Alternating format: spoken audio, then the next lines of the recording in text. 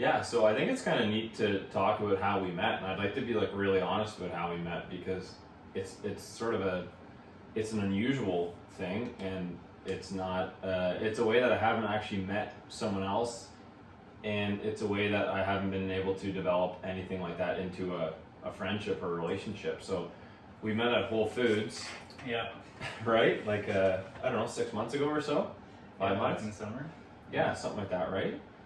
And you were the only person I saw without a mask on, and I immediately was like, whoa, how is he doing that? And I was feeling the same thing, I think, as you, not wanting to wear it and wanting to stand up for what we thought was right, especially at the time. I know things have changed and all that, but Whole Foods, the only guy without a mask, and I went up to you and we were chatting, you met Sorrel, you met Bree, kind of realized we were on a similar page in a lot of ways, and figured out that you were a massage therapist or just about finishing at that point. And and then here we are a couple months later, and we've been chatting a little bit and discovering some similarities we have, and I'm really open to pick your brain today, and hopefully we can share some like insight into breathwork and some of the other stuff you have going on. So welcome Reko. Thank you. Yeah, thanks for having me. Yeah, the first time we met, it was well, just for some context, in BC it's like everyone wears a mask everywhere. Yeah. And we have some of the strictest rules on the planet right now, and I've just had the ethos that like I'm gonna live my life the way that I would if I was somewhere where there wasn't these rules, because if you look around, these rules don't apply everywhere, and so going to the grocery store, it's you just don't see anyone not wearing a mask, so it immediately creates like, okay, there's another person not wearing one. We must have like something in common. Let's connect. So it was really funny. It was great, and I do get I have had from time to time people come up to me. It's generally more positive than negative interactions when I don't wear it. So sweet. Yeah, that's good. And it's kind of interesting, right? Because we had a conversation recently, like when you gave me a massage, which was great. Right? I had the realization. I shared the realization that like it doesn't necessarily feel good not to wear a mask. Like this isn't going to turn into a big COVID talk. I think we can steer away from that. But it's also pretty draining, right? And I found like it's about sort of choosing your battles, because there's clearly a lot of pressure against that, and a lot of discomfort and a lot of judgment, and sometimes it might be self-judgment or judgment you feel like other people have on you, and sometimes it's not about that, right? People are coming up to you and like, fuck, right on, man. Yeah. But it's not always like that, and you do get kicked out of places, or at least I was getting kicked out of places, and I noticed it was like a real point of tension for me. And I was like, this is worse off, right? Because as we talked about, like, what we really don't want to see is more division. We're not wearing these, or choosing not to wear them. We're talking about not wearing them because we want there to be less division. And that was kind of the opposite was happening to me. Mm-hmm. And that was not a good thing. So, talking to you kind of helped back it up and sort of support me in that. It's like, it's okay, like, sort of pick your battles, right? Yeah, absolutely pick your battles. I mean, also, what is the battle you're fighting there too? Are you fighting the grocery store? Are you fighting the other people shopping? What statement are you making, and is it actually landing? Is it being received, or is there another way to have that statement heard? Mm-hmm. And to be honest, I don't actually have an answer to that question. Like, is there a better way? Yeah. I don't know, but it wasn't. There wasn't necessarily more people like coming together, because we had one interaction. I've had a couple others, but for the most part, it just creates this big field around me of don't come near me. Yeah. And that's not really what I want to embody. So Yeah. it's not that I've gone back to 100% wearing a mask all the time by any means, but just picking those moments when it matters. And for me, it's all about like the mask prevents the like having a face-to-face interaction. It's all just eyes up, and I've just noticed myself like becoming more closed and more judgmental towards people if I can't see their whole face. And so I crave that face-to-face interaction again. I have it as much as I can. Like I get out and like we're right now face to face. And this is the sort of thing that I do want. I wasn't necessarily having these at the grocery store before. I wasn't like getting into these deep dialogues with people before. So, you know, putting the mask on, not putting the mask on, it didn't change that. It didn't change that part of it. So yeah.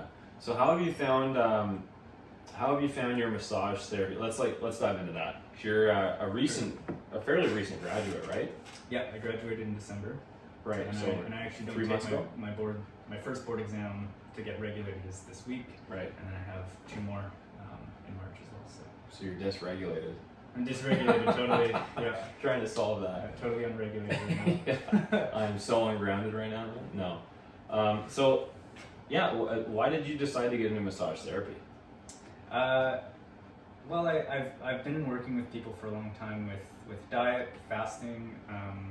Breathwork is a big one for me.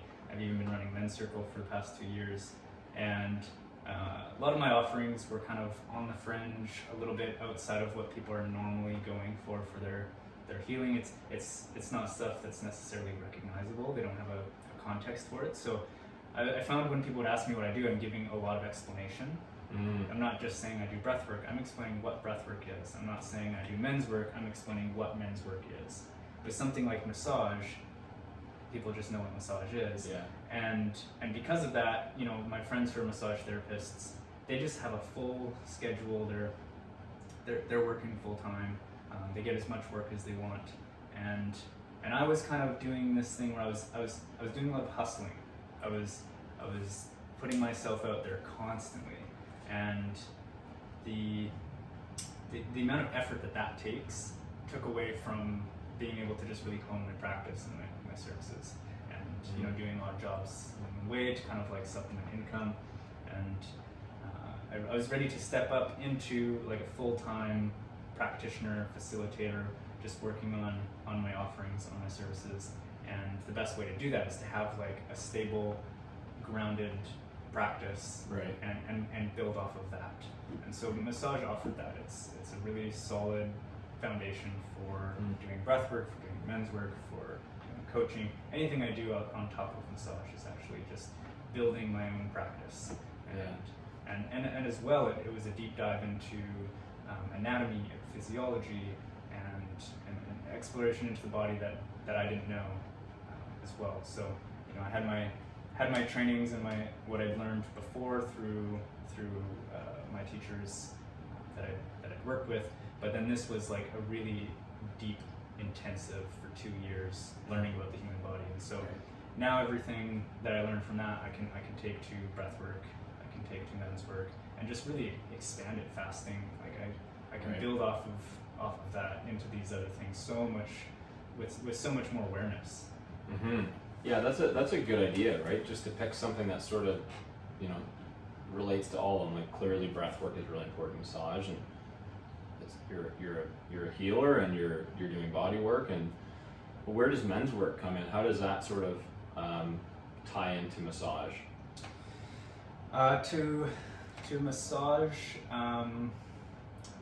well, I guess it does and it doesn't. In the sense that it does.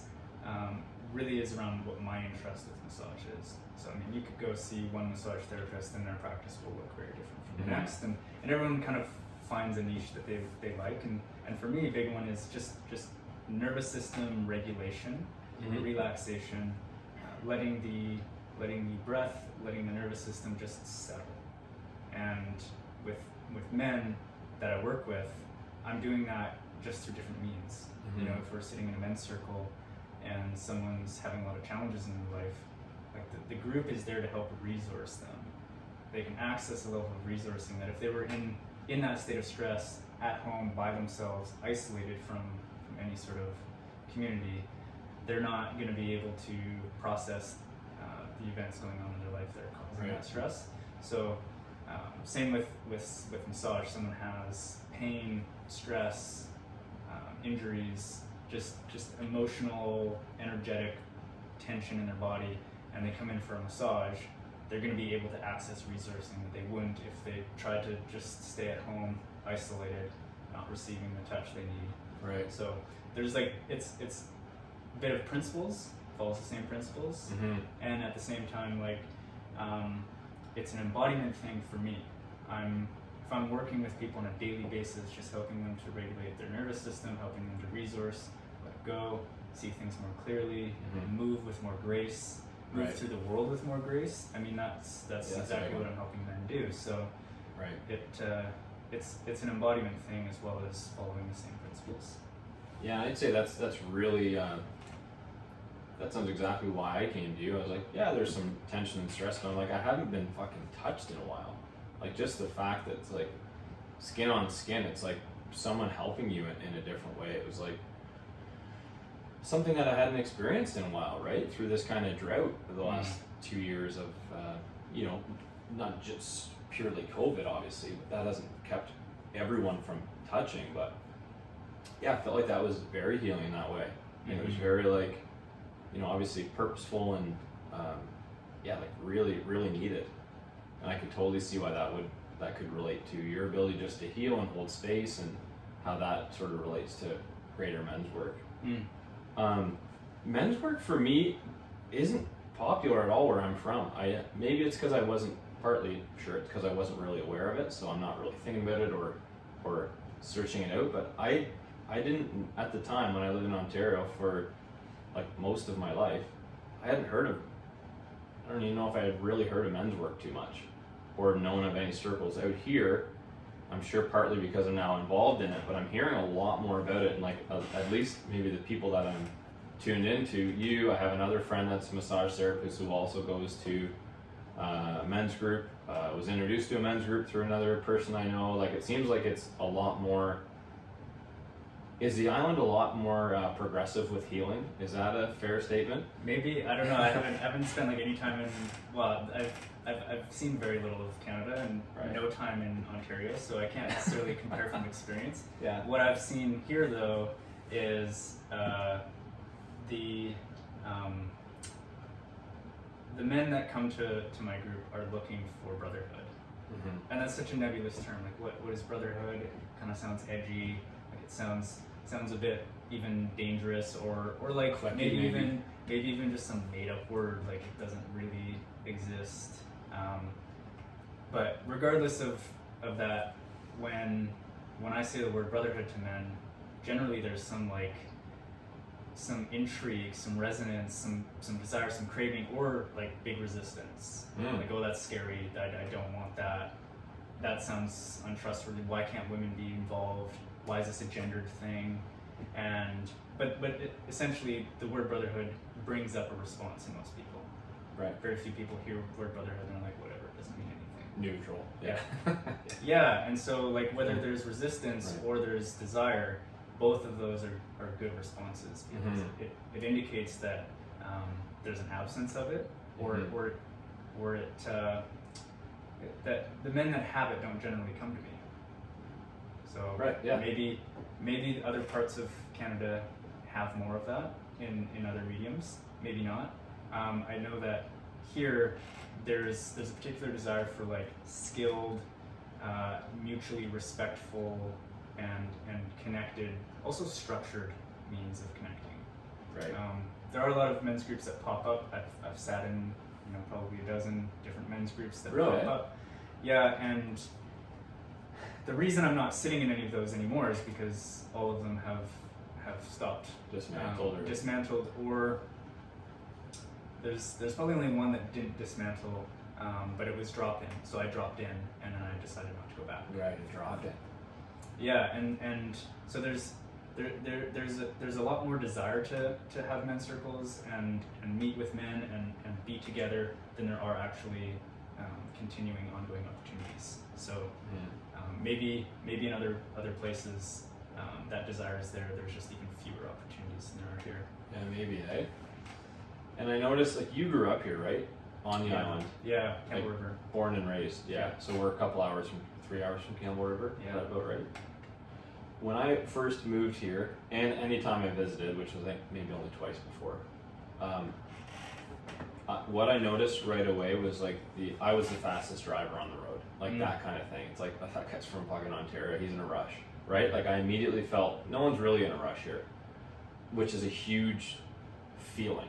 right? And I noticed that the same thing on the East Coast. So I'm kind of wondering, like, lifestyle wise, we're just, you know, this is definitely a bit of a stereotype, but I feel like, well, I felt the difference here. So I'm also thinking, like, just the speed of lifestyle is just faster, and it's not necessarily better, obviously. I'm not saying faster to be better. It's like fast and maybe a little bit less aware, because it's so like busy and fast paced and like, yeah, just like quick. Whereas I think a lot about the men's work is about, at least in my experience, well, it is. It's about like being mindful and listening and slowing down and being grounded and regulating, as you're saying. So in a lot of ways, it's like what I needed there, but I didn't really know about it. In a lot of ways. So I feel like it's sort of the like the solution to a lot of that. Yeah, that's a really interesting perspective, because being born and raised on island time, Yeah. you don't usually remember that it exists until I go to Vancouver or Yeah. go to Seattle or somewhere Island where time. it's just Yeah. fast paced, and I even spent a lot of time like on Quadra and other, like, the further you get off of the mainland, the smaller the island you get to, the more it slows down, almost exponentially. So Yeah. the pace of a men's group does tend to be about slowing down. Like, we start with, in my group, we start with breathing. Yeah. We just come down to breathing, we move our bodies. Sometimes we'll do something different, but often what we'll do that's different is even slower than that. Like, we'll just sit and stare at a candle for 20 minutes and just meditate, come back to center, keep a point of focus in front of ourselves so that we can just come back moment by moment, Right. let go of everything that's keeping us from being here in the room with the other men, and just be still, breathing. So it really is about slowing down, and then there's the chance to listen. Right. But listening can't happen when the mind's moving, Yeah. a mile a minute. Yeah, I totally agree with that. Yeah, I'm super stoked about these men's groups. What's your group called? Because you're not part of the same, or I forget what we said. Are you part of the same association? No, so It's different? because you're with the Samurai Brotherhood, right? Yeah, which Yeah. they've renamed now. I forget what it's called. Arca, I think it's called. Okay, cool. I didn't hear about that. Yeah, it's the appropriation, I think, with the term samurai. Right. Bunch of white guys.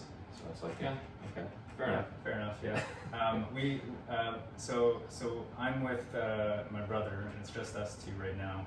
The true brotherhood. Yeah. It's interesting because that biological aspect it keeps us together even regardless of like the business and branding. Like, Yeah. kind of grew up together. Yeah. But this is our logo here. So Oh, sweet. Yeah, show that to the camera just in There we case you go. can't see it. Yeah. It doesn't have the name or anything. This is just kind of my work T-shirt, but 2 lions. 2 lions. We go by Mystic Heart Men's Circle. Okay. And the name really represents like what we're creating is a space for like the heart to express itself in and dive into mysticism and poetry and expression, and we have a big focus on communication skills, so listening skills, how to frame certain things, how to release a charge with someone that's mutually respectful and actually brings you closer together. So there's a sort of artists, poets type of approach to it, as opposed to say like the warrior's approach, or Yeah. but I mean all of these sort of archetypal images of masculinity are welcome and embodied and shared, but those are also explored outside of the circle. So something like for myself, I love to do ocean dips, and I love to swing the mace and get exercise, and I channel a part of my own essence, my masculinity, through that. But in the circle, there's a chance to really cultivate skills and so to speak, sharpen the sword in another way, and that communication sword is powerful. So Would you say men's work is a lot about balancing like the feminine and masculine energy within yourself? I'll be honest, I wouldn't say that. Mostly because I'm gonna quote Stephen Jenkinson here, because he said it really nicely in Who is that? he calls himself the grief walker. He's actually from Ontario, and he helps people with grieving. He's written several books, and he comes to the island fairly frequently. But Is he Indigenous? No, he's I don't know a lot about his past, but he's got some great interviews. It's really worth looking up. He said something about masculine and feminine, which I really appreciate, because it's become there's such buzzwords now, and I don't know what they mean. Straight up, I don't know what they mean. I have my own definitions, and those definitions are evolving. I hear other people have different definitions, and then if we try to talk about masculine and feminine, we're not really talking about the same thing. So it's really tough. And what Stephen Jenkinson said was he remains unconvinced that masculine and feminine are as valuable as they appear to be as identities. Rather, they're ways of looking at the world, not necessarily things to look at. Perspectives versus perceptions, maybe. Yeah, like I can put on my masculine lens and see the world through that, or feminine, but I don't know what the lens is, and I'm not the lens. Yeah. And what I'm seeing isn't the lens. The lens is just there. I'm still seeing the world, and I'm still me. But am I fundamentally changed because that lens is different? Right. I don't know. So I like that perspective, because I've heard people try to define certain qualities as masculine or feminine, like discipline, saying discipline is masculine, beauty is feminine, and I wonder, like, well, what about feminine discipline? What about masculine beauty? Yeah, I think those are real, and they just may look different. I don't know. So when it comes to, like, are we balancing the masculine and feminine in the men's circle, my response to that is, we're men sitting together because I think there is enough of a thread of commonality between men and enough of a desire between men to have that shared space that it's worth doing. And then what we're doing there is to allow men to, I'm facilitating the group, but I'm also listening to what their needs are and trying to guide them in a direction that allows them to be stronger men in their own lives. So does that necessarily mean bringing out more of their masculine, more of their feminine, or does it mean, sharpen their communication skills, step up their leadership because they have a high requirement of them at their job or in their relationship, or as a parent? Are we looking at, just some shadows that they've got? Maybe they have, like, some wounds, some sexual wounds or something that can't be explored alone, and they need support to go there. So that's more, I think it's a lot more nuanced than masculine and feminine. It's like a whole human being, and, like, this thing needs attention, so let's just go there. I don't care if that's masculine. Yeah, you're right. We'll just go there. That seems, in my opinion, that relates a lot better to massage than if your belief was like a more masculine, feminine energy, or whatever the fuck we're even saying. I get why it sounds really ambiguous. You're like, I don't know. It doesn't have to be 2 columns. Yeah. Like, you're treating the person, treating, like, based on masculine or feminine, right? Yeah. Absolutely. Yeah, that is interesting, because from being more of an online coach than I ever have been, I feel like I've been, people have been sending me other coaches, like, just to check out, or, like, my marketing guy will send, check out this guy, what he's doing, and it might be nothing to do with what he's doing as a business, but I'm seeing a lot more online coaches, so there's a lot more variation, I feel like, of lifestyle coaches and, like, life coaches and the energy coach, and, like, I've seen this a decent amount now, like the masculine versus feminine energy. I know Tony Robbins talks about it in a different way, about certain. I'd be really interested to. Should message Tony, get him on the podcast. Yeah. But I'm sure he would. Sure, yeah. He seems ready to go all the time. Yeah, he fucking does seem ready to go. I don't know how you get a hold of him, but I should text him. Tony, it's Josh. Yeah, this guy's number. Yeah, it should be fine. But I would be curious to, like, hear his opinion about that a little bit more, because I know he does talk about that, and I don't want to misquote him, but I believe there are some differentiated factors beyond like, you know, the biology of this. Because we're not talking about sex at this point at all.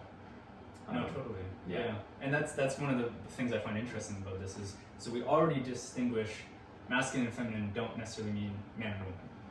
Okay, cool. So we've already created that distinction. Then we're looking at masculine and feminine as sort of like, some people call them like poles, opposite poles of the same sort of spectrum. And then you can have like, you know, kind of somewhere in between of both in any given moment. Maybe someone's like, you know, lives their life kind of somewhere in the middle. Or maybe someone's really feminine and they're attracted to someone who's really masculine and all of this. And there's relationship coaches talking about that. And I think that's a good tool. It's not wrong. You talking about like to identify the polarization? Yeah. Is that what you're saying? And to just have distinctions. Right. Like it's not wrong. It's not bad. It's not unhelpful. In fact, I think it's a really valuable tool. Like, someone might be trying to understand their partner and they don't. This is maybe like a common thing for men, is to try to figure out their female partner, who's expresses themselves very differently. Also, they're really drawn to them, really attracted to that, but at the same time it confuses them and pisses them off. Yeah. And if they can find a tool for understanding that sort of feminine quality that's very opposite to them, then they might be able to understand them better. And that's really great. That's beautiful, and it works for a lot of people. And I think people should dive into that and explore that. When it comes to someone trying to figure out whether something about them is masculine and feminine, and whether we should try to balance that more. Like, for example, a man might be really a man's man, like a guy's guy. You know, he's in the yard chopping wood after work every day, working long hours. He's always with the guys, and there's so many stereotypes of like a man's man. But let's just say he's the kind of man that no one ever questions his masculinity. Does he need to balance that by like going to maybe an ecstatic dance or like writing poetry, which I don't even think these are feminine things. I think these are perfectly masculine things too. But let's just say, I feel like you're kind of living within the perception of what the stereotype would be. So I'm with you on that. Yeah. So that comes back to like, it's not as useful to create identities around certain qualities as being masculine and feminine, but really just that there's a masculine way of doing anything. There's a feminine way of doing anything. And I mean, there's men doing like ballet, and they are super fucking masculine as they're doing ballet, no question about it.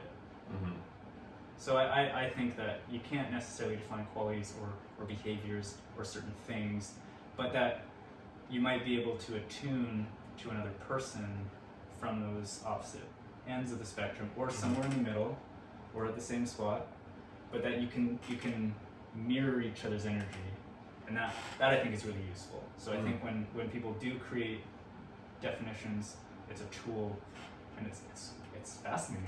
It's really neat to see how people structure that and how people navigate that. Totally. I think to your point too, with the, I'm not sure the percentage, but like we all know tons of people that are not doing well in relationship with each other. It's really needed, because most people fail in relationships, or I think half people do. It's like a pretty high. And I mean, what does failure in a relationship mean? I'm saying like if you choose to get married and you get divorced, which is clearly not the most accurate measurement of success or not, but how you measure that, I don't know. But it feels like most people, or a lot of people, don't do well in a relationship and fail. So to create some type of like, this is what it is for the sake of like trying this tool at least. So not everything is smoke and mirrors and ambiguous the whole time. There's just no concrete at all to make a step on, right? Yeah, it allows you to create practices, even just like communication practices, how to meet each other. And so like when we do our communication practices and stuff in the men's group, we don't do it through the lens of masculine and feminine. I mean, especially like with the men that sit in our group that are gay, they're not focused on their feminine partner necessarily. They might be focused on a very masculine partner. men in the group who have a female partner might be have someone who may communicate in a quote unquote very masculine way. It's really more about meeting the person where they're at, meeting their partner where they're at, understanding how to move forward. And if they want more of that polarity, you could definitely help them with that. I mean, a lot of relationships that, as you say, fail get very depolarized, and then there's just no electricity. I had a really really interesting podcast episode with a guy named Tanner Guzzi, and he's a men's style coach from, where did he say he's from? I forget what state. Anyway, he again, he'd be great to have here. I don't know why he's not here. I mean, I didn't invite him, but other than that, he was talking about like clear polarity needed, right? So he talked about it in a way of like, obviously how you perceive yourself and how you present yourself through how you dress is like sending out like loud and clear signals all over the place. And that there was a clip I put up about, he talks about men being like this comfort. You're saying like people, you know, in a couple will become sort of depolarized. They kind of are a lot more similar. They're kind of doing the same thing. The energy is kind of matched. And he talks about, let's see if I can quote this. He basically says like, if dressing shitty was truly about being comfortable, or if the reason you dressed terrible was purely because you were comfortable, you would just wear your fucking wife's Snuggie all day. And it's like, it's a lot more than just feeling comfortable. Like there's way more messaging going about than pure comfort. Right. So I think to your point too, like some of the deeper messaging with like what that polarity actually, how that plays out in a relationship or a life, any type of relationship. Yeah, it's pretty interesting. That's a big topic for sure, but definitely. Yeah. Yeah, and if you look at like the last 100 years, I mean, how much of that polarity played out in like traditional family roles. And now when relationships don't necessarily have those traditional family roles, like for example, I don't support my partner and like pay all the bills and things like that. So you know, she's got her own thing going on, and like how do we still find polarity when I'm not the provider, money, house, all of that. How do we still find polarity? And there's different ways. I mean, like you look at the kink community, there's a whole bunch of polarity dynamics going on there. You look at you know, people going back to traditional roles as well, or even never left them, just they worked. Yeah, great, we'll continue. And I'm not saying they worked, but just that people who are finding that they work, that's one way of just keeping that chemistry. And traditional families, marriages do last in comparison, but that doesn't mean they're better. It just means you gotta find that way to meet each other, because there's a lot of relationships, heterosexual, homosexual, any dynamic going on that finds that way to make it work in modern times, and are probably a lot healthier for it than some ways of doing like a traditional marriage and dynamic. What are your thoughts on the term toxic masculinity? So like thoughts on the term, and then thoughts on kind of the definition or your experience with the word, the phrase. Yeah, that's a good one. Okay, so we're getting into toxic masculinity, and I mean, we're talking about men's groups, right? Yeah. So it's gonna come up in some way. It's come up I've brought it up. Yeah. In my men's group, but I'm curious to see you as a facilitator and as someone that's, you know, been a part of lots of men's groups and brotherhoods. Yeah, I mean, it's got to be talked about. I think, mostly because it's made a lot of men afraid. They're afraid. They're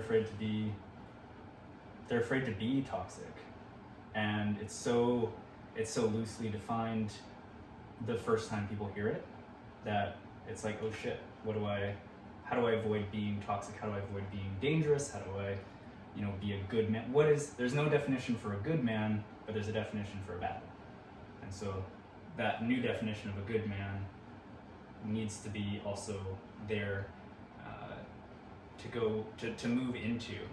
And the guys that come to my group, generally the word toxic masculinity is something that's kind of a projection. Like I never really hear people talk about themselves as toxic men. It's a projection onto someone else. And as in those men think of other people as toxic, or they've been called toxic? Well, that's just it. It's a projection in either one. Okay, yeah. Gotcha. Yeah. And it's an unhelpful projection. It's not a solution. It's not a direction to move in. It's just an accusation. Mm-hmm. So we're already starting on kind of a rough terrain because it doesn't give us the direction to move in. And in my experience, it's really helpful to give a man a direction to move in, or for him to create his own. So maybe this term toxic masculinity has really sparked men to try to create their own definition of what being a good man is. What does toxic masculinity actually even mean? Well, I think it changes from time to time, but we have to look at like the legitimate aspect of like narcissistic men abusing women in their relationships, narcissistic men abusing other men, narcissistic men, being just generally dangerous and toxic people, both physically and emotionally. Those are legit and those are real.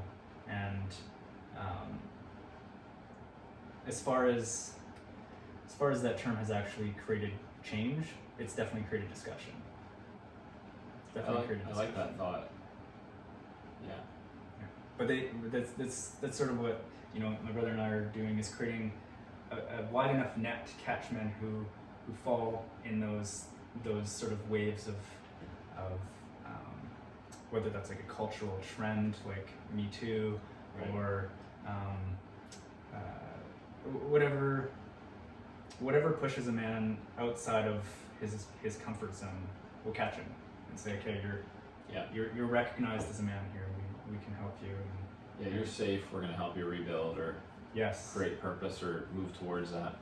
Yeah, I like that word, rebuild. It's really about building, and that I think that there's social media. Guys can get into social media and just be really torn down by the landscape. And like I said, it's those projections. If someone is toxic, it's the masculinity part that's toxic. Right. Not that, and I've never actually heard anyone say that masculinity is toxic, but the term toxic masculinity points to the toxicity as being masculine, because it came from a man. Yeah.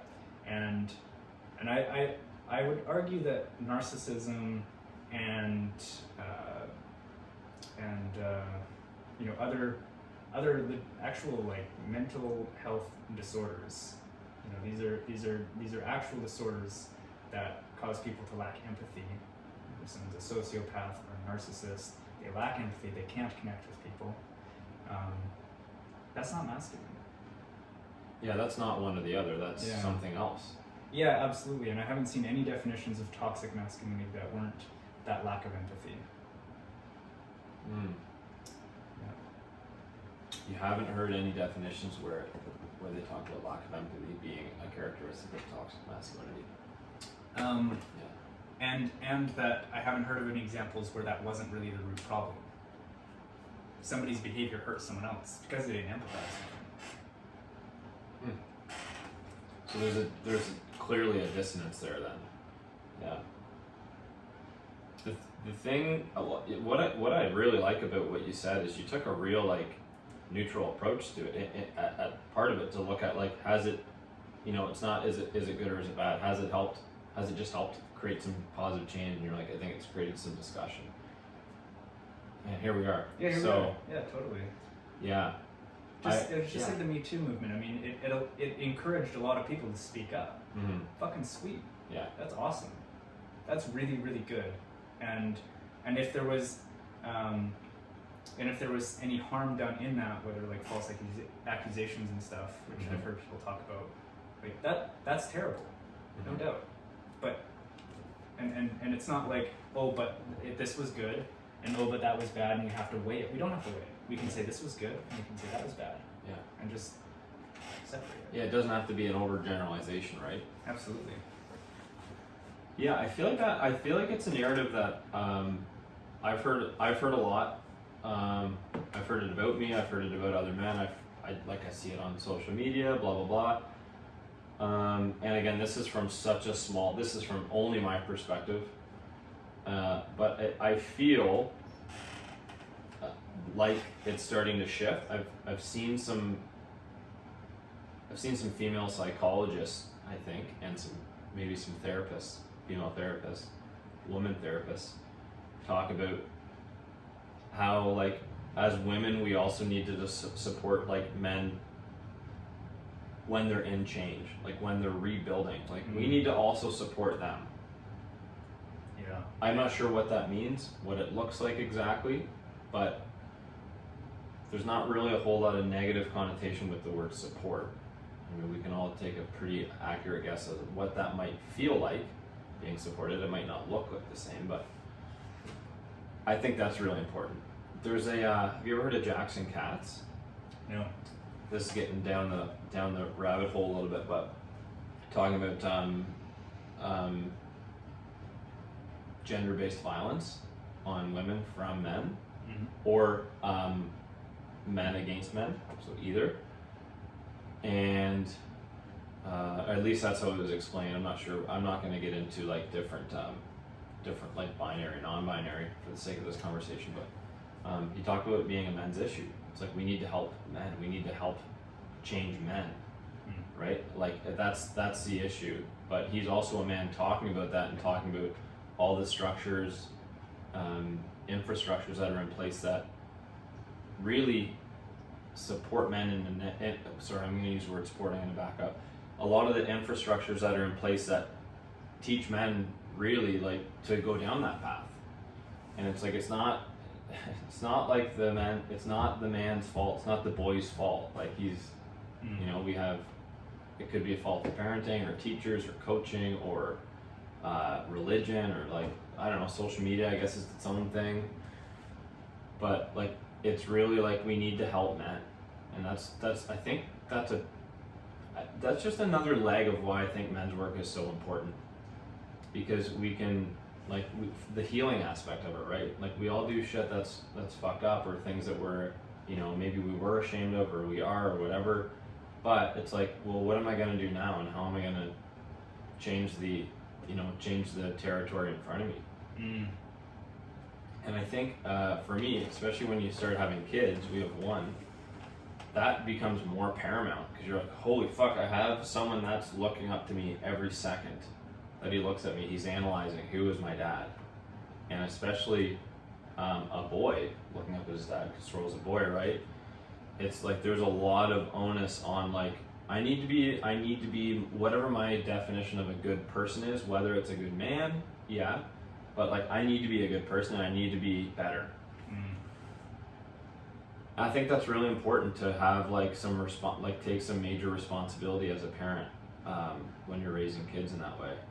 And it's really fucking hard, but I think there needs to be some responsibility that, like, you know, our kids aren't going to turn out good or bad simply based on us, but like we're caregivers. Caregivers have a pretty big role. And, you know, you can talk, like Bree and I talk about not sex so much, but he's 2. We talk about, you know, consent, and we talk about things that I didn't learn about until I was like fucking 27. It's like, that's a big issue. That's a huge issue. Like, yeah, right? And if I can touch on that, yeah. It makes a big difference when something is learned through modeling someone else's behavior, and they get to see it, and it becomes, I mean, that becomes hardwired in their brain. Learning something at 27 is a practice, and that's so different. A child who just understands consent as a part of being a human being, versus someone who had to learn it at 27. Everything is now practice around that until it becomes integrated. But that comes back to like what you're saying about helping men. Yes, we need to like instill practices that support that change that they're looking for. Yeah, sorry, I don't want to take away from your share there. I just wanted to create that distinction. Like what you're trying to do is create something instilled. Mm-hmm. That's not a conscious practice because you had to make it a conscious practice. And that's kind of that like feedback loop of, when parents generally want their child to have it better than, or learn what they didn't learn, or have it better than they had it. And those things that are a practice, you can help to instill, but you're already modeling all of those things that you have like integrated and embodied. So right, yeah, it's a tough one too, man. As a parent, like as I'm saying, there's so much responsibility, and I don't want to say like this isn't a judgment on myself or any other parent at all. Like we're all always doing the best we can. At least I think that. I've heard that, and I think that. I'm starting to believe that. But we also just, I don't know. There is a lot of issues too, and I think, again, back to the men's group for men. Like you don't need to go at it alone. That's exactly what this is. I felt so supported, man. Like going to the men's group is one of the best things I do in my week. It's one of the things I look forward to the most. I'm sure a lot of men feel the same way. It's one thing that, it's probably a pretty unique thing for a lot of people throughout what they spend time on, and it's really profound. The amount of change and the amount of like positive ripple effect impact it's going to have on other people, I think is really great for whatever men's group or circle or healing, whatever. I have this thought that's it's kind of like there's different angles you could look at it, but I think at points it's extremely important to be selfless so that you can be selfish, so that you can be more selfless. And I feel like selfishness can lead to selflessness, especially when we're talking about like doing the work, whatever the fucking work means. That's a buzzword to do the work, man. It's like, okay, I think men's group is doing the work, so I'm gonna count it. Mm-hmm. It's like, be selfish, do the work, because things then become so much more optimal for people around you. Yeah, absolutely. Especially for men, because there's a lot of a spotlight on how men behave, and I think rightfully so. There's been lots of shit happen, lots of men being in tough positions or putting themselves in bad positions or not having good influence in their life or whatever. Mm-hmm. That I think it's really important that, again, we're talking about it, like hopefully more men reach out to men that are good role models. Yeah, like yourself. Absolutely. Right? Like that's actually one of the practices I bring into my group, is every now and then it's, I get the guys to reach out to someone that's not in the group and be that for that other person. Be what the group is to them for someone who can't have the group. Right. Whether that's because they don't live nearby, whether that's because finances aren't, or whatever reason they're not in a support group like that and don't have access to it. Mm-hmm. They get to be that for them. And that's a really empowering thing. Guys who get support are empowered through receiving, but guys who give support, like that is such an enriching thing. You get to have an impact on someone's life. And if you look at social media, it's all impact.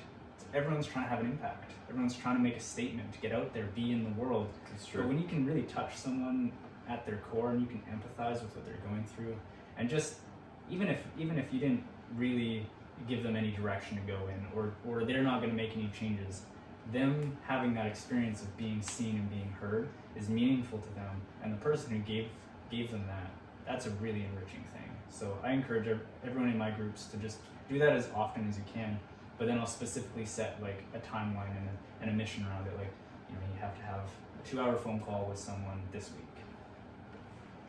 That's a great practice. I think that's unreal.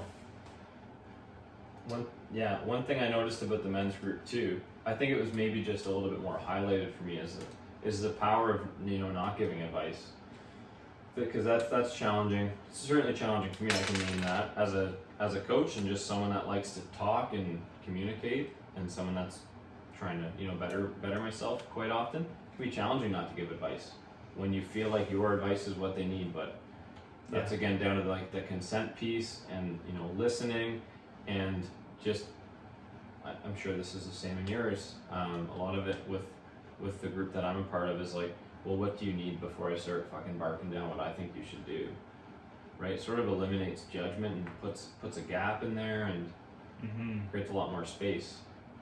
Yeah. I mean, advice is almost like an ultimatum. It's kind of like, do this, or you don't get to be heard by me. And maybe there's, I think it has the same impact as giving someone an ultimatum. It's essentially like we're talking on my terms right now. Whatever we're doing together, it's on my terms because I've got advice to give, and I think you should do this. And someone who's not looking for advice, they're not going to take it. Yeah. And so there's no point in giving it in the first place. We all know how that feels. We're Yeah. like, I'm good, and then someone's like, no, here it is. And you're like, I'm not fucking listening. I told you. Or they already know. Yeah. They already know, and there's still emotions or story. We're just clarifying to process. And with men's group, the first thing we do is we practice listening without giving advice. We practice reflecting without giving advice. And then we practice extracting more information without giving advice, like helping them to get clearer just by asking questions. Yeah. And I find that's the best tool. If you can ask someone questions, they'll share everything about themselves and find out things they didn't even know. Because questions can point in directions without being, do this, try that, change this. What about that? Mm-hmm. What has your experience been when you try this? It's just it's not necessarily to like package advice, but to point in a direction where you think they should look and be like, what are you seeing here? What do you think about that? I noticed these two things. You said this and then you said this, and that seems kind of connected. Mm-hmm. What do you think about that? These sort of tools just they transform the kind of like fast food listening, which is that's an unreal term. it's quick and it's unhealthy because all you left with was this really fatty meal of advice, and you're like, I didn't want this. I wanted satiation. I wanted. You're not going to digest it well. Yeah, it's not going to digest. You're going to shit it out. Hold on to some fat. So no drive-through listening. That's good, man. That's a really good one. Well, it's great. It's a great analogy because we're talking about even the pace, right? Slow, listen. It's like fast food. We all know what that means. That means complete opposite of that. I'm in a fucking rush. I'm not being as mindful as I could be. It's more expensive. Yeah, and it just leaves you looking for more. Yeah. like if it's true. It's true. When I ate fast food, it was just like, that was really good. I want more of that. Yeah. Versus like a nice whole food meal that's made with love, and when my partner makes me food, it's glorious. I love it, and I eat that, and I don't need any more. The taste was incredible, but like I'm so satisfied. Yeah. And I want my listening, sharing experience to be like that too, where I'm filled. My cup is full. I'm happy, and I'm just digesting it. Good for you, man. That's good. I like that analogy. We kept going. Like there was some really good counterpoints supporting that. Yeah. Feel free to use that. That's good. Not trademarked. No, it's good. Yeah. We're not popular enough to be trademarking stuff, right? People just use it and be like, I know where I took it from, but it doesn't matter. Yeah. Part of when you were saying this, it helped me sort of create this analogy that I want to share. So, and we'll try this out, but as you're saying, like advice giving versus back to your point of like offering advice, so we're going to assume that it's offering advice when it's consensual. It's like, yeah, I'll take some advice. I'll get some advice. Versus asking a question. It's kind of like, I picture a mirror, right? With a lot of this kind of work, a mirror comes in the analogy. So I feel a little bit like when you're asking a question to a man in a circle, I mean, this is obviously blow this out to just having a relationship with someone, but it seems like asking a question for the intention of like helping that person with their own reflections, a bit like holding a mirror to them. And then giving advice is a little bit like holding a mirror to yourself, because it's literally a projection of your own beliefs on what you think that other person should do, but based on your own beliefs, right? Maybe it's not totally that black and white, but it's a little bit like we're trying to help this man here. It's not about like it's not about feeding my ego like, I gave the best advice, right? And that's come up for me. I'm like, I love when people take my advice. But that's not the main reason I go to it, and that can't be the main reason we do things, is for fulfillment because people took our advice. So Yeah, oh, I like that. The mirror facing like myself when I'm giving advice, and what I'm seeing is me. This is what I would do, or this is what I think I would do, because you never really know. When having an outside perspective is a great way to give like some overarching view, even if I've never been there. Just not being there now, I can see it more clearly, generally.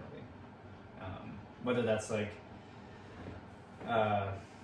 relationship, finances, anything someone's going through it, it's really hard to see the whole thing clearly. Someone else can help give that eagle eye view, or just have some elevation on the situation. That's a really good opportunity to like be giving reflections. But that reflection is holding a mirror to them so they can see it. Yeah. If I'm holding the mirror to me, all I'm seeing is just what I think I would do in that moment. As you were saying. And it might literally just be the intent. Like, I think you're understanding how I'm explaining it. Like, I'm not saying advice is bad, right? It's not about the black and white, but it's more like my intention with sharing my experience is to potentially stimulate something different. Then that's a lot different than being like, with having judgment behind it. I think that's where the mirror would be in front of myself.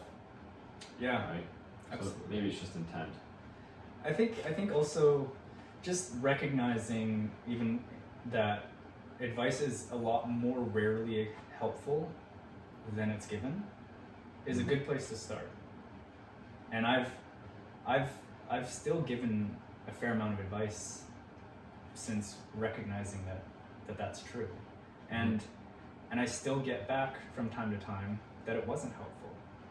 And it's, just remembering I chose to give advice. Could I have helped them in a different way is one way of thinking about it. And then in the times where it is helpful, generally what it's based around is if they're stuck in some way, whether that's like, their progress in the gym, or their body's in pain, like after a massage. I give advice all the time after a massage. And I would say that's generally the most helpful time that I give advice in my life. But all of these different times when I could give advice, generally what's the most helpful is if I give someone a practice that they can do that will help move them through that block, or change their position in relationship to it so they can see it differently. Right. Whether that's like, their pain can be regulated with breath, and they just have now a practice that helps reverse. Or maybe it's a block in their relationship, and I give them a communication practice that they can do with their partner just to help move that block a little and get past that, and then they can move forward. Right. But it's not like grand advice about like, here's what you and your partner should do every day forever. Right. Or even just giving them like, advice on how to have a relationship. It's really like, here's this little practice, try that. If that shifts things, then I'm happy to continue helping you like reflect on the situation. But it sounds like there's just a block there, and that sort of advice generally lands. But it's not quite the same as here's what you should do. And that my partner, she gave me a great I don't know if she came up with it or not, so feel free to use this. I'll trademark. Yeah, you can trademark, write an ebook, put it out there. That's my idea. She whenever I say you should or I should, she'll say, did you just should on me? and I like that. It brings me back to like, oh yeah, this is well, it's just shitting on people. Yeah. Anyway. On yourself or others, eh? Yeah. And on top of that, I'll add, there's been a lot of situations where someone asks for advice. What they think they need is advice, and I don't have any good advice. It's like, yeah, that's a stumper, but I can reflect, and maybe we'll find something out together. But I just I don't know what to do. That's great to be able to hold that space. I think. I feel like that's, I don't know how many levels of awareness there are. That's definitely not level 1. That's it's up there. That's That's sitting in a men's circle every week and having guys come in looking for advice and realizing I don't have any. Yeah. they're paying me to have advice and I don't have any. Yeah, but that's great, man. I think the humility in that is unreal. Like I personally am totally okay as a coach if someone's like, what do you think of this? And I'm like, I don't know. Like a real recent example is this is a pretty intense example, but someone was talking about virtual reality. One of my clients is like, so I want to be doing more cardio at home. What's your thoughts on virtual reality? And I'm like, yeah, I don't know. I'm not even going to give you my opinion. I don't have educated thoughts around it, and I have an opinion, but I'm not even going to give you that.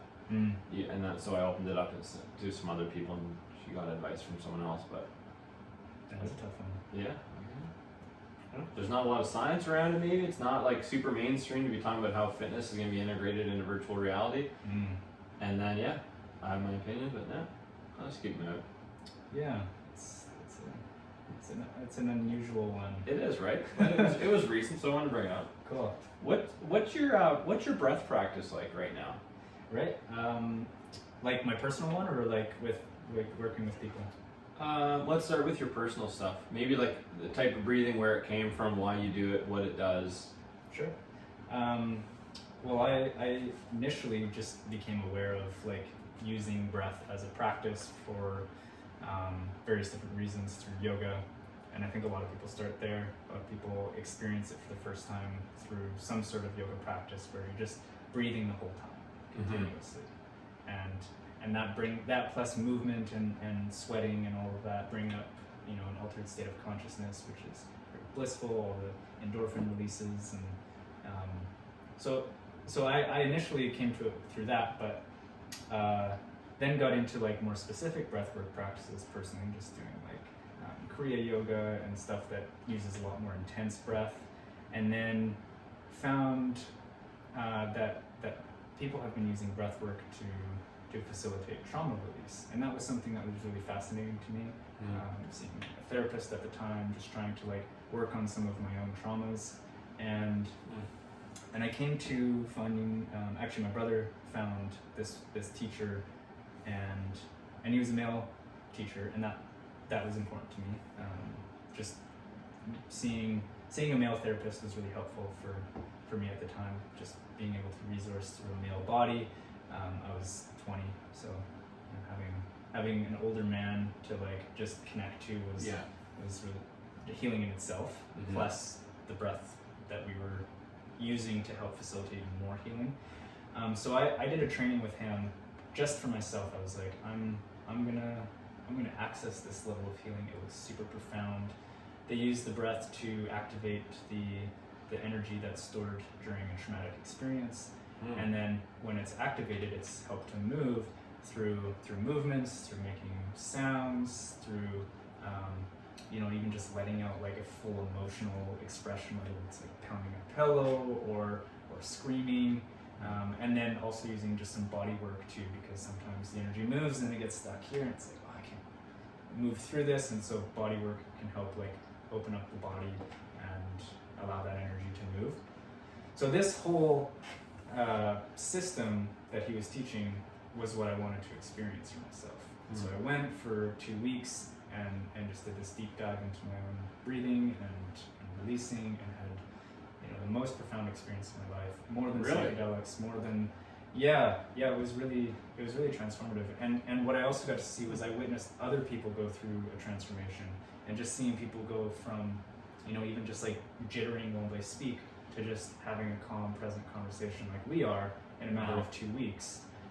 Just incredible transformation, and I got to go through that and feel that, and I was also technically trained to do that to a degree, and I just fell in love with it. So I did my next training a few months later to continue with that, and then since then I've been doing both group sessions and private sessions, just working with people to use this this tool. We were talking about using a tool to under a facilitation, which helps to any challenges that come up are really hard to navigate going through a breathwork session alone. So the facilitator can help, whether through body work, telling people to use their voice, all of that, to help move that energy and Mhm. integrate it into the body, and then resource and ground, and in a big sense, what's happening is areas of the body that are tight, tense, restricted, blocked, very weak flow of energy, Mhm. or very intensely charged flow of energy. Those can reintegrate into the body, and the energy can just move a lot more freely. Right. So that's kind of what the breathwork is. And What is that called? Is there a name for it? yeah, so the style that I trained in is called Biodynamic Breathwork, Right. Okay. and my teacher's name is Giten.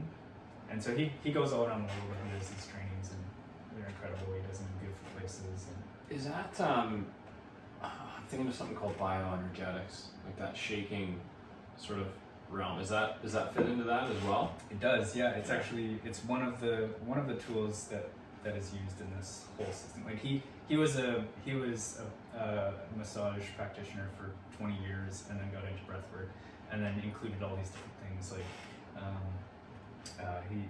so bioenergetics is one of them, and one of the ones that I use just for myself. I use that the most now, like as opposed to doing like a full hour of yoga. I'll do like 10-15 minutes of that in the morning, and I'm just super charged up after bioenergetics. Can we let's get into the details on some of these. I know you're not saying like, hey guys, if you're listening, try all these yoga or these breath practices, but just so we can get like some, because these are pretty unusual ones. Like it's not like you're just meditating. No, it's very intentional, right? Yeah, it's very dynamic, and it's very body based. Like I would say that your you don't have there's no mantra, there's no point of focus necessarily. There's not even necessarily an intention to let go of thoughts. There's just breath and movement. Okay. Yeah, and it's a very Western, I think like German psychoanalytic type of background to it. So Right. it's very different than like an Indian-based yoga practice, or like some Tai Chi or Qigong, or all these other things that include breath, include movement. But this is like really intense German psychoanalytic movement and breath. Cool, man. Let's hear it. Can you explain how to do it? Well, so bioenergetics is like this whole spectrum of exercises based on what someone is experiencing. So I have a couple that I like to do. I call it the skier. The skier? Yeah. I'm not sure what it's actually called, but essentially you swing your arms up as you're standing, and then you come into like a squat, swinging the arms back, and it's just inhale and then exhale through the mouth. And it's just really powerful. Anyone who's listening or wants to try it, do 30 right now, and really powerful breaths through the mouth. Both mouth? In and out, yeah. And that will drastically charge up your body. So you do that as like a sympathetic tonal change. Yeah. It's fairly quick, it's powerful breathing, it's mouth breathing, it's big movements. Yeah. 30 times. Yeah. Is there anyone that shouldn't do it? I know you're not like you are a practitioner, but you don't know who these people are that are if you have heart conditions, I definitely wouldn't do it. If you have diabetes, I wouldn't do it. Yeah. Okay, that's pretty standard for certain disclaimers for breathworks. Cool. Yeah. The skier. The skier. Well, I pictured a ski erg, so 100%, and it's like. Yeah. Yeah, that sounds about right. Definitely. Or like the cross country skier who's just kind of chugging along, right? Yeah, maybe, hopefully not breathing that heavy for like long distance. Yeah. And get into the endurance part of breathing, but cool, man. I could see how that could be super stimulating. Yeah. So not a bedtime routine. Not before bed. Yeah. There are other ones you can do before bed, but I mean, if you search on YouTube Bioenergetics, there's so many resources out there. You'll get a much better rundown and explanation than I could give, especially without me demonstrating. Yeah. But these are ones that I do with my men's group. I do before breathwork to get people like activated, loose, channels open, ready to move and let the energy flow and release. Not coming to it from like sitting at a desk all day, sort of Totally. Energetic state, but ready and charged. And I like to start the day like that. It activates the stress response a little bit, just a little bit, and that helps me prepare to meet the stress of the day. While I'm still maintaining like I'm regulated, I'm grounded, I'm calm. I can also attune to people emotionally. I'm not in a state of stress. Someone, I don't remember who it was, but someone once said, are you waking up naturally or chemically?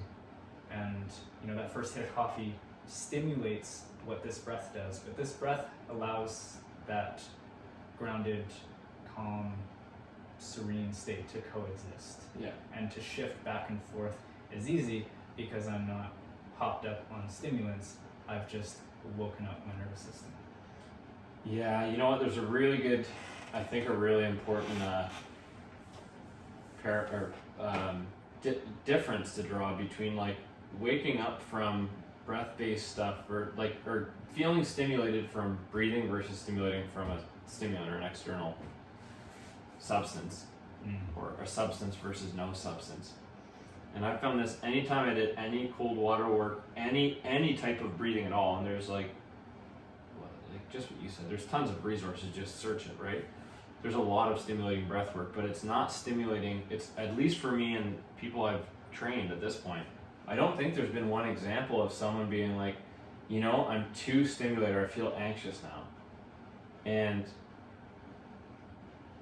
it's just like you do get to this like extreme focus, but like readiness, right? Like you don't I know anytime I've done any breath work and or with cold exposure, I never feel like I need to feel more awake right now. I'm like, I feel max and it feels very controlled. Whereas like, coffee or caffeine or whatever stimulant, it's like, it's a little bit more rocky. Like I find a lot of the time I'm like, I feel a little bit anxious right now. And it's like, it's not like it feels better. It feels like less in control. Yeah. Right? So I feel like it's, again, that's like the essence of breathing is like control and energy flow. But I think, just an important thing to like put the power into breathing again. Yeah. I like that what you said too about the like cold having that effect as well. Like there is nothing more, like when I come out of like a cold immersion, colors are just so vivid. There's no point, nothing that gives me that same visual and sensory clarity that cold can do. What is cold doing? It's stimulating the same stress response that coffee is, but you've put your body in a state of stress. You've been able to channel that and meet it and actually you've been able to synchronize your body to your environment. Whereas with a stimulant, and I'm not saying never take stimulants. Yeah. Do whatever you like for whatever reason.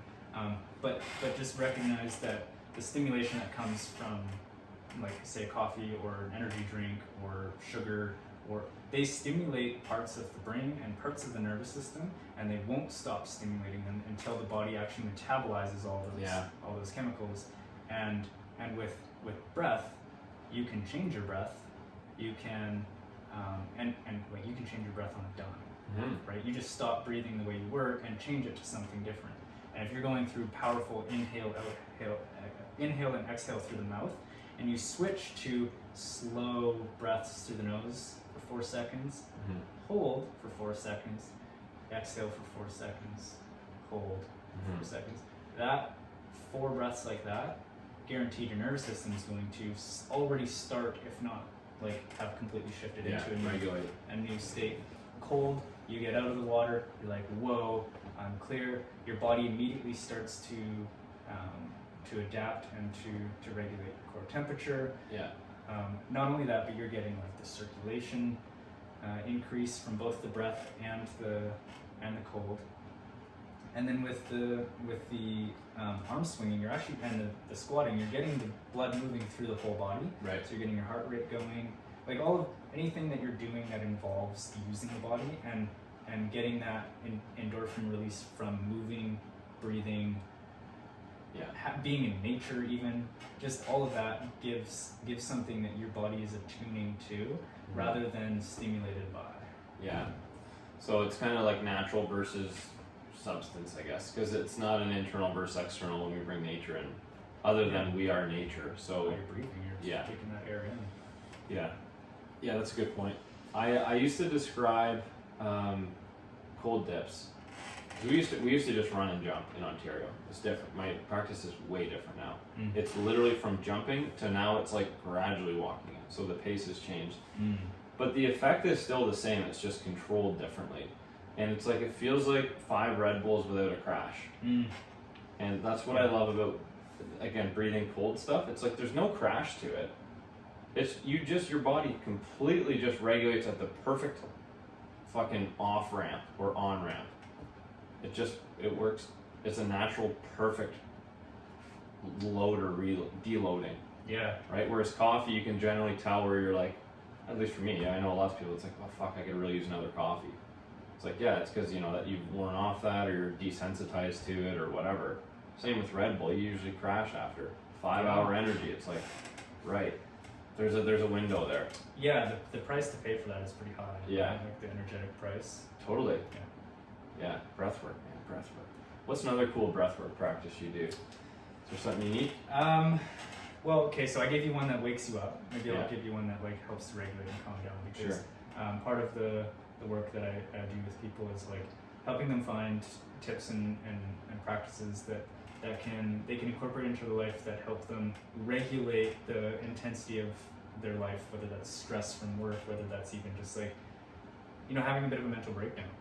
There's breath practices that can help regulate that in the moment. Like, it's immediately empowering, even if it's not like totally transformative, or it might be, but even if it's not, it's empowering to be able to do absolutely nothing other than breathe and help create change to that situation, which seems overwhelming, seems scary, seems life-threatening sometimes. So there's a lot of acceptance to that.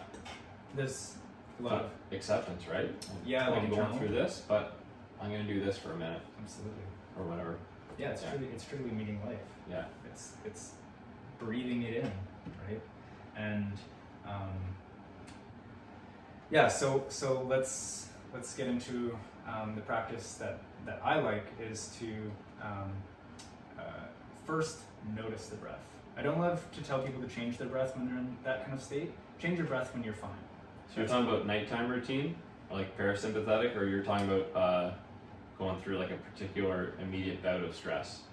Okay, so I'm talking about anytime you're wanting to unwind the nervous system, like unwind if you're and this is a good one before bed, because that's generally when thoughts start to come up and stories start to come up, and then the thoughts tend to like really create a spin, and it just cascades from there. Yeah. So before bed's a good time. In a state of high stress is a good time, and that high stress can be like with work, it could be with just all the things piling up. It could also be an emergency situation, and you need to react, you need to adapt, you need to be calm. So this is just a calming practice. So first is to notice how your breath is, because if you try to change it immediately, it's not really doing it with any sort of foundation of awareness.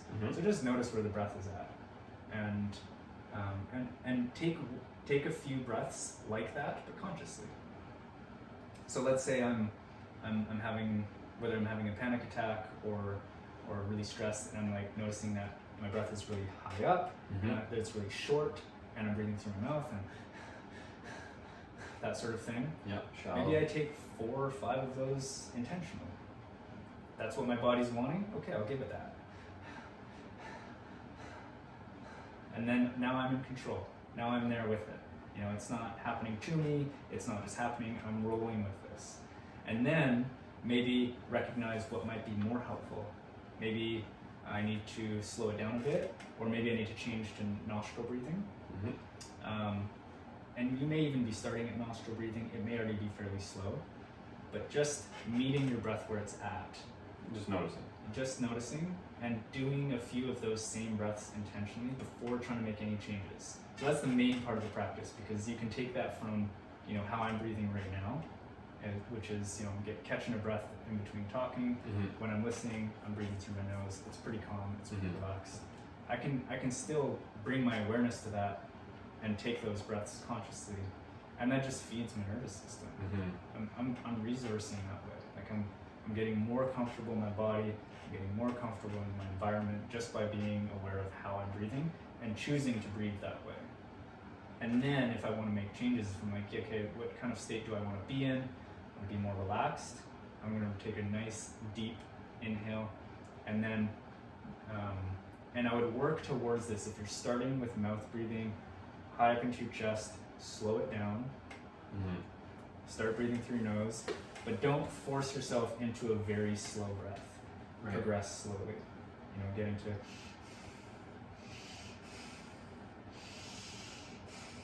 And then what often happens, so when the nervous system shifts from the sympathetic state, which is fight or flight, stress, reacting, adrenaline, cortisol, it shifts into a parasympathetic state, which is like social engagement, relaxation, digestion, sleep.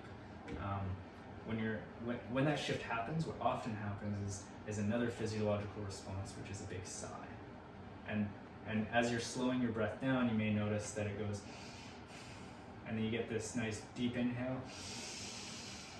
And you just let that sigh out and let a little sound out, and then there's no need to continue other than to just breathe.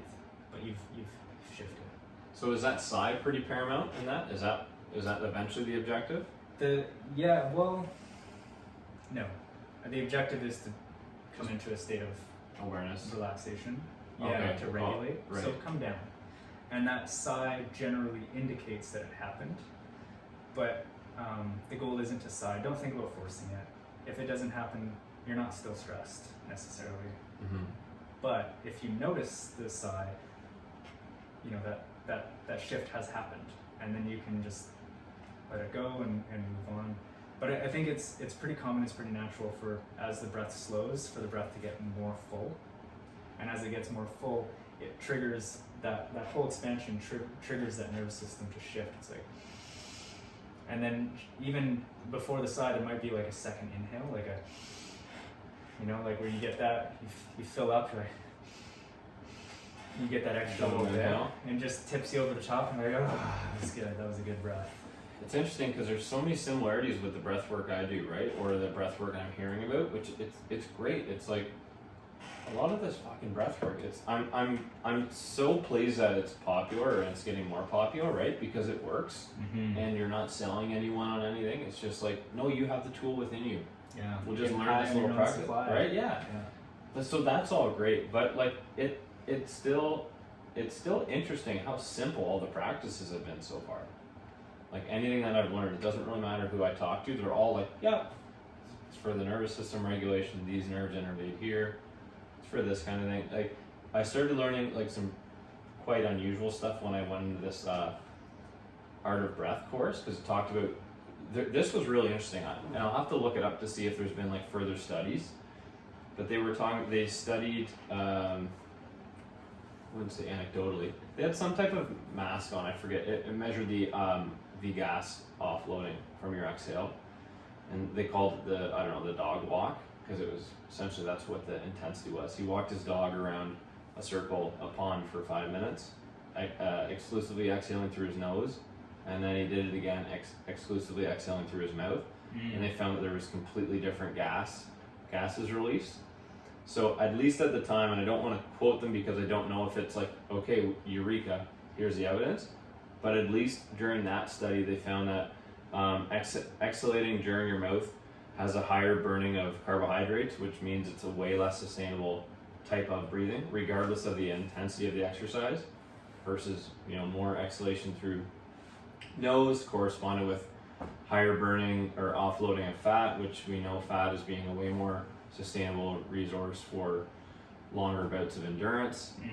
That was really fucking interesting to me, because I was like, whoa, that is a huge difference, right? But then there's also just like, well, okay, so take a breath through your nose and take a breath through your mouth. How does that feel? Like, that's all it even needs to be too, right? Like, all the extra stuff is really cool, but to your point, like, doesn't need to have a really specific outcome. You're not forcing anything. You're just like simply noticing, and like maybe, hopefully, probably having some type of direction with it, which is what makes it intentional. Yeah, breathing is so simple. It is, and it's I think one of the most intuitive things that, like you're saying, is the science is cool and it's all there, and yet it seems so intuitive, right? Like it doesn't, it almost just hits a resonant chord rather than being like this, whoa, aha. It's like, oh yeah, that really makes sense. Yeah. And I think because breath is both voluntary and involuntary, it has that direct connection to our intuition. We intuitively take a deep breath when we need one, or when there's a moment of like relief. It's just, it's the breath. It comes back when we're stressed. Immediately take that inhale to like, brace. It's our body breathes for us, and yet we can also breathe. And what I like to focus on is to meet life with the breath that's appropriate. So not overly forcing my breath in any particular moment. I find that to be, like for example, I'm going to choose to meet life with the breath I want. And so like cold water immersion, I do focus a lot on like exhaling and letting some sound come out with it too. It just helps me to regulate. And that's what feels good to you That's too what in the feels moment? good. Gotcha. That's what helps me adapt to it the most. And lots of breathing through my nose, but occasionally like a good exhale through my mouth, and it's like I got some sound in it, I'm like, just let it out and trusting that intuition, but also being aware of it, because there are people who have bad breathing practices. Totally, yeah. Who habitually mouth breathe, and it's causing detriment. So bringing awareness can help shift to nose breathing, or it can help shift to more aware mouth breathing. But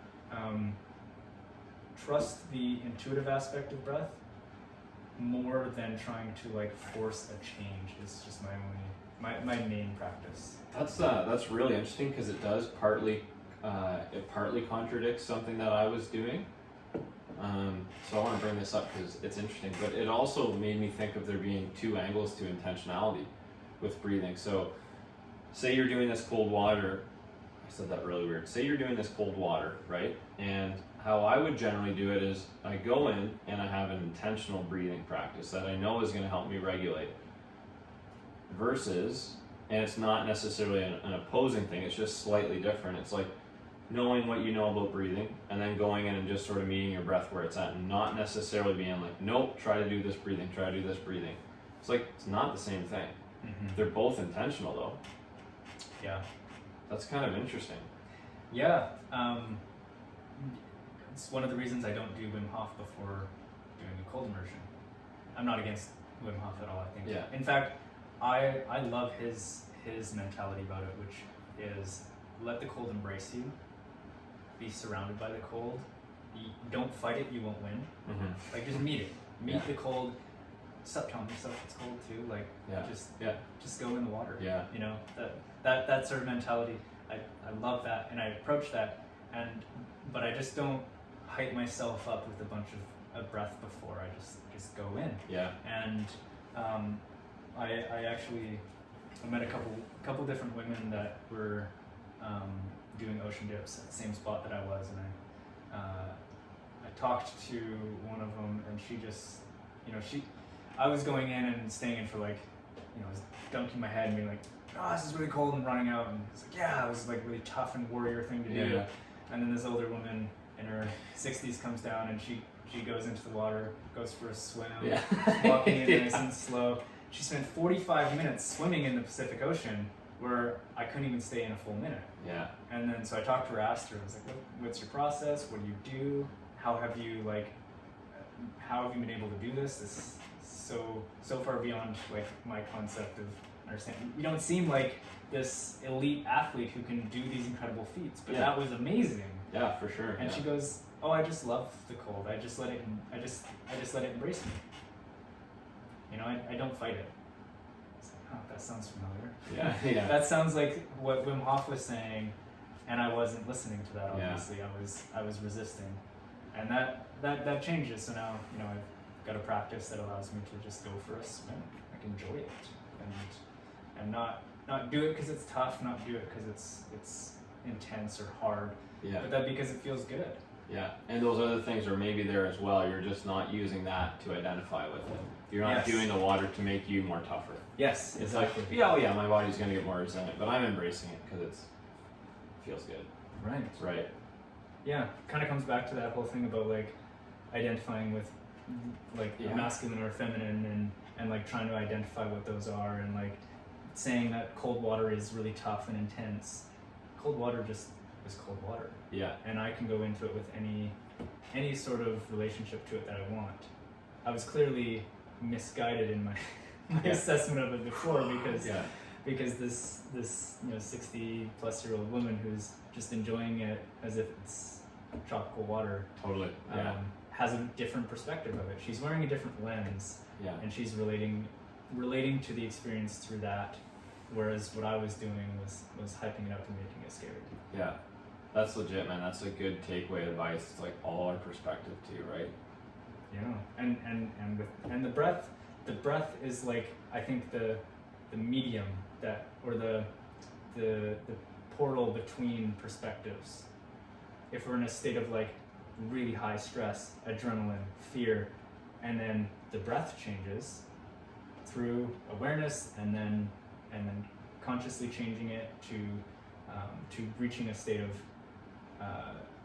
a breath that represents or helps to create a state of calm, then that state of calm arrives. So the breath is like, can take us from here to here, just in the same way when I'm warm and then I walk into the water, I can change my internal state by going from warm in my clothes Mhm. to cold water by using the breath to help me transition. Right. Transition from before to after, and then after to Yeah. back. Transition.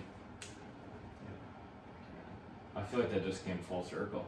Yeah, kind of did, didn't we? That was great, man. Thanks for being on here. Yeah, thanks for having me. Any final thoughts? Final thoughts. Final thoughts are your. Okay, here we go. We touched on a few things. I would say that first and foremost, the answer to a lot of the problems that we have interpersonally is to have more intentional community, whether that's a men's circle, whether that's in relationship, work, and you, no matter who you are, can help lead in creating that. So I would start with that.